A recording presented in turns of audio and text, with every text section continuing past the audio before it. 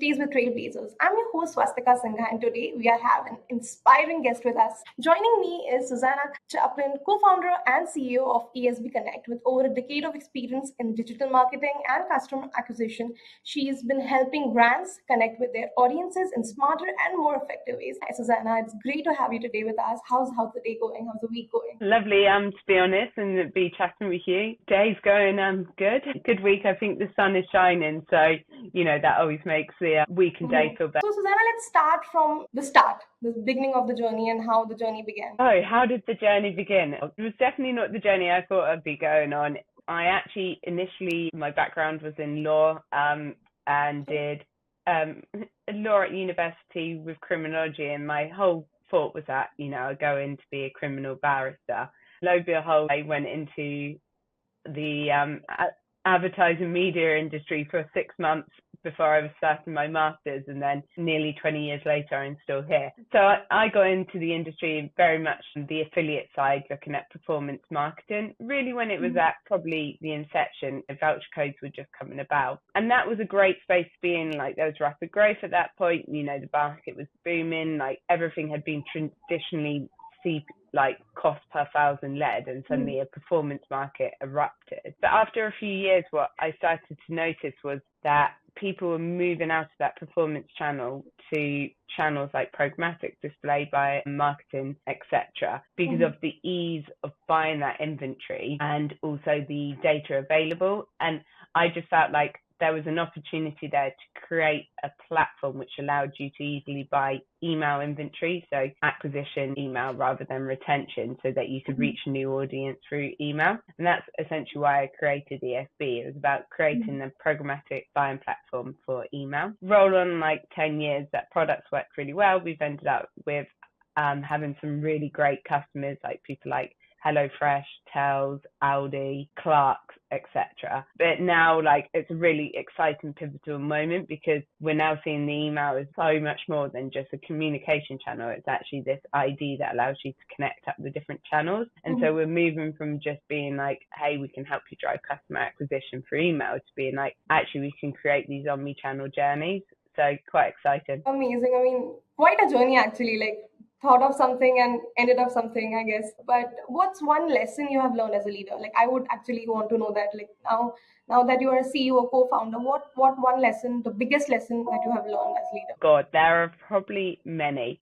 I think for a young leader coming up, first of all, is being able to differentiate between the business and friendship. And what I mean there is you have your employees do become your friends, and you do look at them in ways, but then sometimes you have to make business decisions, and it's being able to emotionally attach yourself from being they can be a friend in this context, but then I do have to make a tough decision here in order for the business. So it's kind of the prioritization of that. And then second, probably biggest learning is around communication. Because a lot of things can, one, be in your head as a leader. You can have 20 different ideas going at one time, and you think everyone's on the same page because you're oh, I communicated that, or I said that, and then you realize you didn't, or you didn't do it enough, or you didn't do it clearly enough. So that's one thing I've learned, is the over communication as well. Amazing. And for those who are starting out in your field, what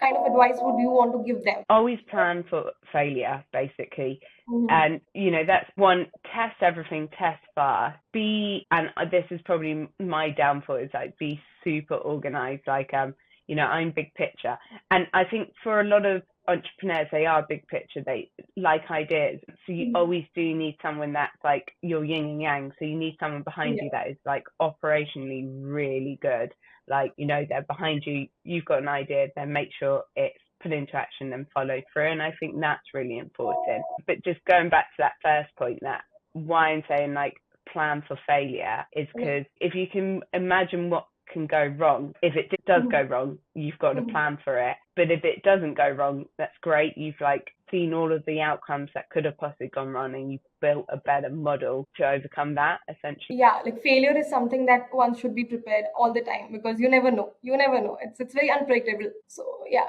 I completely agree with that. How do you define success? How it has changed? Has it changed over the years, or it's remained the way you thought in the beginning of your journey? It's how do you, personally, I'm still not at the point I want to be at, like, and I don't know whether that's always going to be something like, you know, you look back and you're like, I have built a successful business, you know, got hopefully a happy team, I'm making a difference, got good clients, and then you're like, but I want more. On the flip side, on personal life, you know, I've got a healthy, happy family, and yet you're still like, I need to do more, I need to do more. I personally think success for me will be at the point where I have time and I have choice of my time, if that makes sense.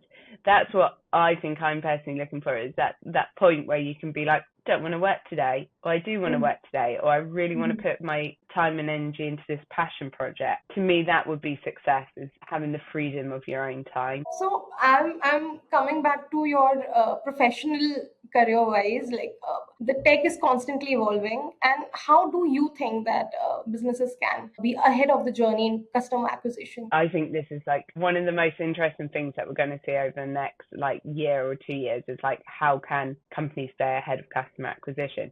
Because I think fundamentally this space is going to be very disrupted by AI. And what I mean by that is that the way in which us as people interact with the internet is going to change. Like, you've seen it already in a really short space of time, that people are now searching by ChatGPT rather than going on Google. And then now you're seeing agents start coming out where they can browse for you. So you could be like, I want to book a holiday to America, go and browse the internet, get me the best prices. And that means that for brands, how do they make sure, one, they're hitting a human, not an agent, and two, what channels do they start to use which will actually drive actual engagement with a human rather than, you know, an agent is browsing that site.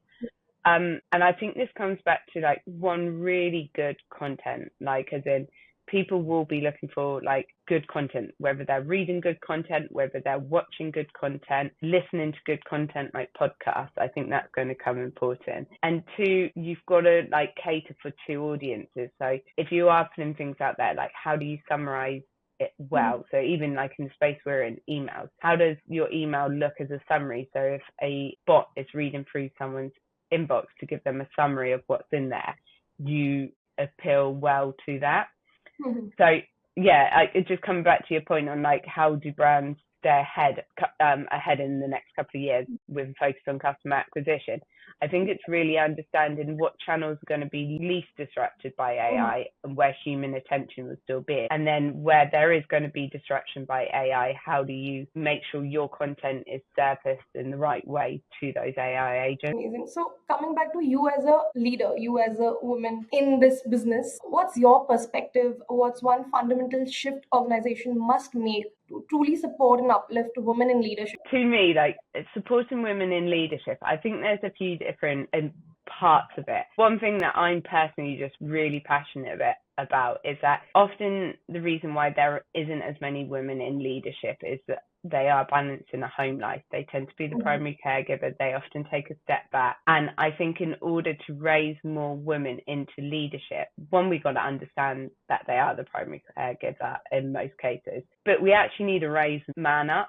Like, we need to make sure that men and dads don't feel ashamed to be on paternity leave. We need to make sure they got the same access to paternity leave as maternity leave, because as soon as we can level out that playing field, it comes a genuine choice for male and female on who takes a step back in their career, if either one does take a step back in their career. And then following on from that, I think we need to bring down the cost of nursery fees and after school clubs, so that more women can take the choice to start a business, go back and take leadership roles, because at the moment a lot of women probably aren't, because they can't risk. So from your perspective, what's one fundamental shift organization must make to truly support and uplift women in leadership? So I think there's lots of things organizations can do, but what I'm personally really passionate about is maternity, paternity leave, so shared parental leave. because I think the problem why a lot of women are leaving the workforce, not climbing that leadership ladder, and also not starting their own businesses, is because they are often the primary caregiver and they do take career breaks or a step back when they have children. And I think if we're going to fundamentally change that, we've got to level out the playing field, that the man or the father or the partner in any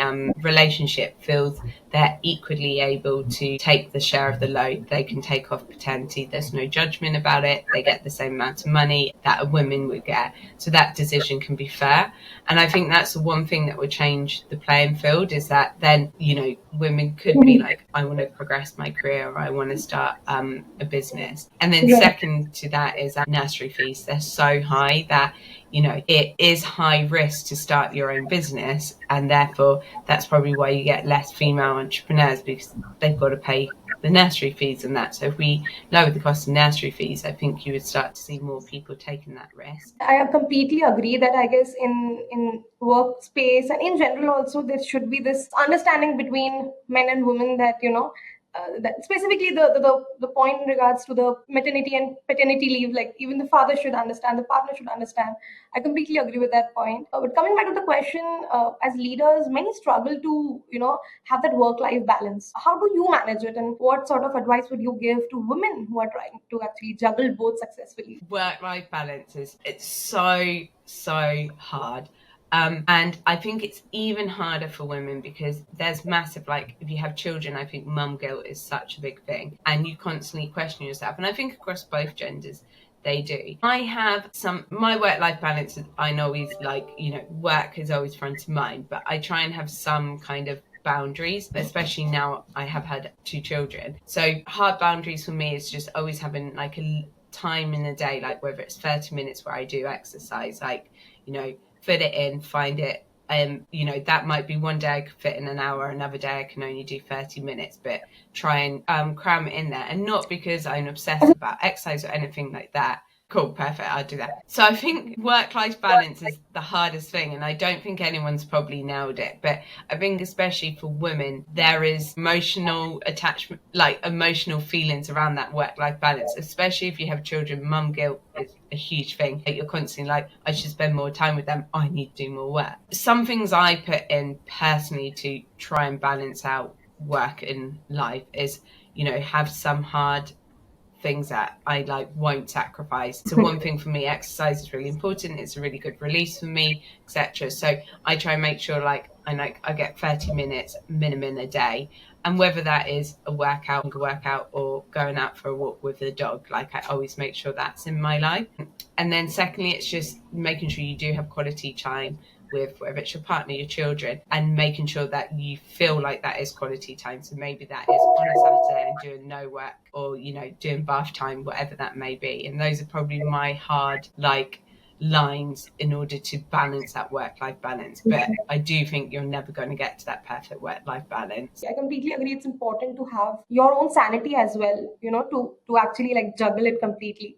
So I agree with that as well. But as a founder, as a CEO, what motivates you to keep innovating and pushing boundaries? I think I'd be the world's worst employee, but I love the fact that you're doing something that will change something. It's like the idea of building something, and you're building something like a product that people are using, it is fundamentally adding something to them as a business or a person. And then you're also providing opportunities for the people you work with. And to me, that's probably the biggest driver of it, is you're not just a cog in the wheel, you're doing something that actually creates value. So if you want to, it's a very personal question, I guess. Is there any challenge that you faced in your career from the starting, or anything that you overcame, something that's really, really, close to your heart? Challenges, there are heaps of challenges that I've probably overcome over the time. What would be a good example of this? I think one of the biggest things is actually the way you don't know everything as a leader, and there are many different roles in the business and hats you have to play. So whether that's financial, designer, tech, And I think some of the challenges is that you think you have to solve all of them. So then you're like, I'm going to massively skill up in this and understand that. I'm going to massively learn that. And that at the beginning is good. Like, I honestly think as a founder, you should learn how to do a lot of things. Not necessarily do them, but like you need to understand finance. You need to understand that. But you need to also learn when you shouldn't do something. And I think that is a big challenge, like going from like one-man band to like slightly bigger to even slightly bigger, is that you need to learn when you shouldn't be getting involved, when you should be delegating, and when you should bring in the people to do that. And I think that's a massive challenge that I've learned through the years, and I am still trying to overcome even in myself at the moment, is like learning when I should prod my nose in and when I should take a step back. Incredible, I guess. Yeah, that's one thing that I guess people or probably leaders think that everything is like, specifically when we start a business or something, it's just we have to do everything. We need to, know everything and work on everything. We just don't understand that where to actually like take a step back, maybe, yeah, that's incredible. Yeah. So finally, actually coming to the last question, one guiding principle that you would give to the future leaders, to the young leaders. One, test out your idea. Like, go for it. If you feel like you want to be running a business, definitely try it out, find the right idea, but road test those ideas. So try and find similar products, see how they're doing it, what works. Go and ask people from lots of different walks of life and what they think of it, what they think could add to it, what they don't like about it. You don't have to do, it's not about doing costly research, but go and see if you can break your idea, essentially. And if you can't break your idea, go for it. Like, see how you can do the most minimum viable product of what you're looking at. If you like the easiest way to get something out, to prove it out, get it to market quickly, see if it works, and go from there. Thank you, actually, and I mean, the insights were amazing. Thank you so much for sharing your experience. I guess our audiences have learned a lot from you, and specifically the future leaders, because you have actually given a lot of motivation, a lot of insights of how one can start, and if they want to start, they can just start right away. Thank you so much. Thank you so much for having a conversation, and to our viewers, thank you so much for tuning into Tuesdays with Trailblazers. If you enjoyed the conversation, don't forget to subscribe and stay connected for more chats with leaders who are shaping the future.